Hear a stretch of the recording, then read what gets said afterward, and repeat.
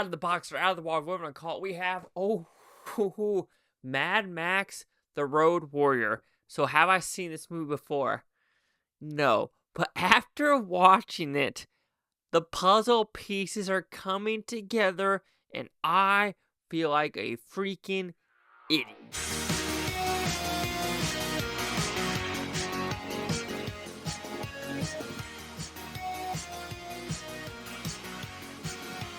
Chase Liaki here with the Blue Futon reviewing Mad Max, The Road Warrior. Mad Max 2 are technically The Road Warrior Mad Max. It's kind of like the whole Edge of Tomorrow. What's it called? We'll talk about it. Anyway, what's about pretty simple premise. This kind of takes place right after the first Mad Max, but now it's more into the post-apocalyptic dystopian oil. Gotta find oil, but now there's this one patch of land which has the oil, and these people are just surrounding it. Trying to keep it safe, but basically people, shenanigans, people in sex clothing are circling around it and just wanting that oil. It's pretty simple. Will Mel Gibson or Mad Max help them? Let's find out. So, did I like this film? Alright, you know how in the beginning I said I'm an idiot? Alright. First time watching it was tonight. 4K and Adobe Atmos. Freaking amazing. The 4K quality, top notch. Adobe Atmos, top notch. So, the transfer of this movie does a really, really good job. There's nothing wrong on that level. All right, now let's just go back to why I'm an idiot, right? So, before watching this, I've only seen the original and Fury Road. And I won't lie, when watching Fury Road, I wasn't the biggest fan of it. You might be wondering, Chase, why the hell weren't you the biggest fan of it? And honestly, it was like the 1.5x fast speedness and the weirdness. And you know what? After watching The Road Warrior, they did it in this movie. So, of course, they're going to do it in the fourth film. And it starts to make sense. So, I'm one of those people now that once I watch Fury Road, I'm probably going to like it better after watching all three of the original ones back to back to back.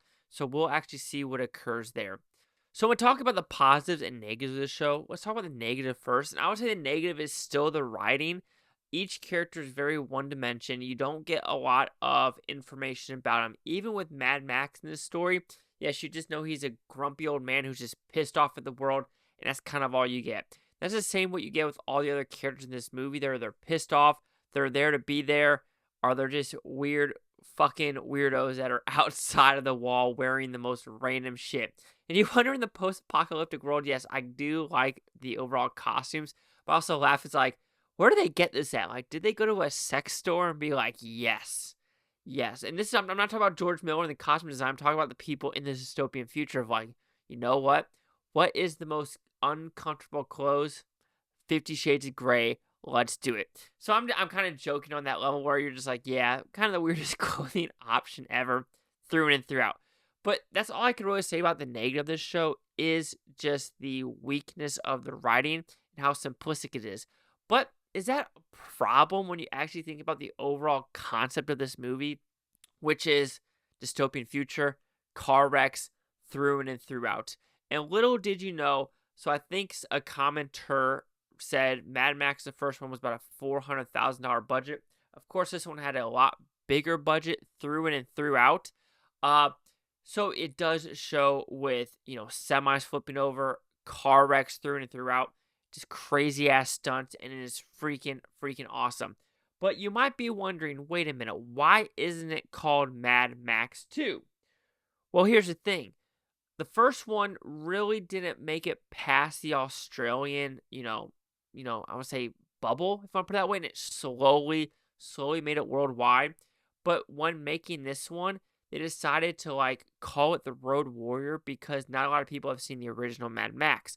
And so that was the smart thing to do, because if you call this movie Mad Max 2, people are going to be like, wait, there was a first Mad Max? Why would I be watching the second one if I haven't seen the first one?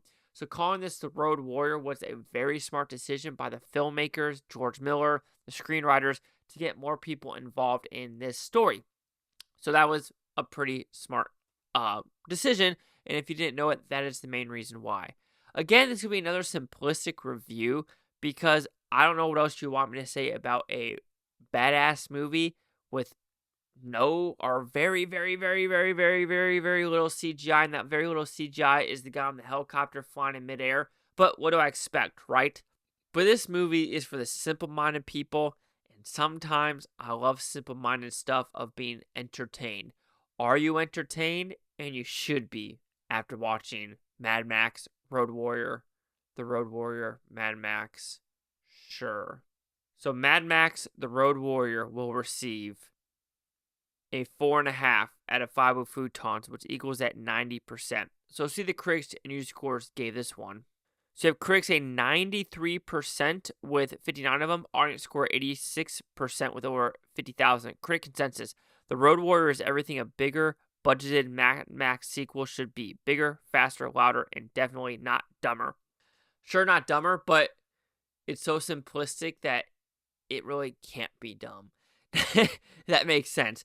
93, 80, sorry, 93, 90, 86. Chase out here, the Blue Futon. Like, comment, subscribe. One of things, Butantopia. You Blue Futoners, think about your great day. Don't forget to stay tomorrow, week from now, month, and a year from now, every single freaking one of you. And you know exactly what the next review is going to be. Even though I'm sorry if this review kind of sucked.